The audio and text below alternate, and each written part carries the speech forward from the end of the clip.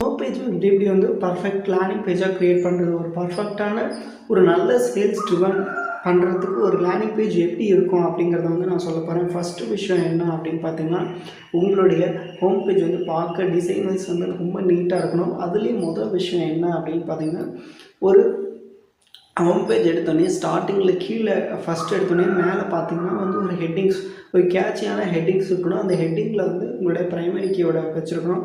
அதுதான் வந்து ஃபஸ்ட்டு விஷயம். அதுக்கு கீழே அந்த ஹெட்டிங் சொன்னோன்னே அந்த ஹெட்டிங் கீழே என்ன பண்ணணும் அப்படின்னா வந்து குட்டி டேக்லைன், உங்களோட பிஸ்னஸ் பற்றினா ஒரு டேக்லைன் வச்சுருக்கணும்.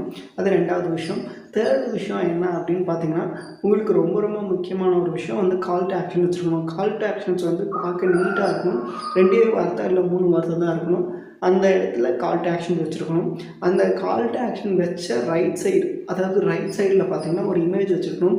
அது இமேஜஸ் வந்து உங்களுடைய ஃபேஸ் எக்ஸ்ப்ரெஷன்ஸ், ஹாப்பியான ஃபேஸ் எக்ஸ்ப்ரெஷன்ஸ் இருக்க மாதிரி ஒரு இமேஜஸ் வச்சுருங்க.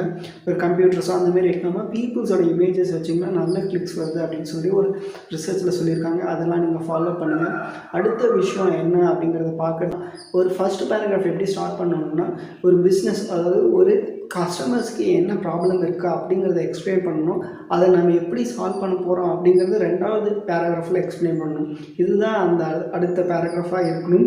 அதுக்கப்புறம் என்னன்னா, அடுத்த விஷயம் என்ன அப்படின்னு பார்த்தீங்கன்னா, நீங்கள் என்னென்ன சர்வீஸ் ப்ரொவைட் பண்ண போகிறீங்க அப்படிங்கிறத எக்ஸ்பிளைன் பண்ணுறதுக்கு முன்னாடி உங்களுடைய என்னென்ன இருக்குது, உங்கள் பிஸ்னஸ் உங்கள் வெப்சைட்டுக்கு வந்திருக்காங்கன்னா அவங்களுக்கு என்ன பெனிஃபிட் வரப்போகுது அப்படிங்கிறது வந்து ஒரு 3 இதை வந்து ஒரு டிக் மார்க்காக ஒரு புல்லட்டட் பாயிண்ட்ஸாக வச்சுருக்கணும். அதுக்கப்புறம் கீழே என்ன அப்படின்னு பார்த்தீங்கன்னா, இந்த பெனிஃபிட் சொன்னதுக்கப்புறம் நீங்கள் என்னென்ன சர்வீஸ் ப்ரொவைட் பண்ண போகிறீங்க அப்படிங்கிறத வந்து நீங்கள் எக்ஸ்பிளைன் பண்ணியிருக்கோம். அதுவும் புல்லட்டட் பாயிண்ட்ஸாக வச்சுருந்தீங்க அப்படின்னா இன்னும் நல்லாயிருக்கும்.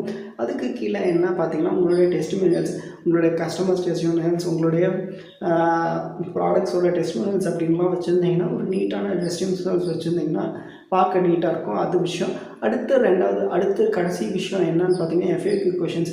FAQ கொஷின்ஸ் இருக்கும்போது உங்களுக்கு வந்து ஹை சர்ச் வால்யூம் இருக்கக்கூடிய கீவேர்ட்ஸும், அதுக்கப்புறம் வந்து பீப்புள்ஸ் சர்ச் பண்ணியிருப்பாங்களா அந்த கீவேர்ட்ஸ்க்கு வந்து நீங்கள் ஆன்சர் பண்ணியிருந்தீங்க அப்படின்னா வந்து பார்க்க நீட்டாக இருக்கும். இதுதான் வந்து ஒரு பர்ஃபெக்ட் லேண்டிங் பேஜ் இருக்கிறதுக்கு வேண்டிய ஒரு ரீசன்.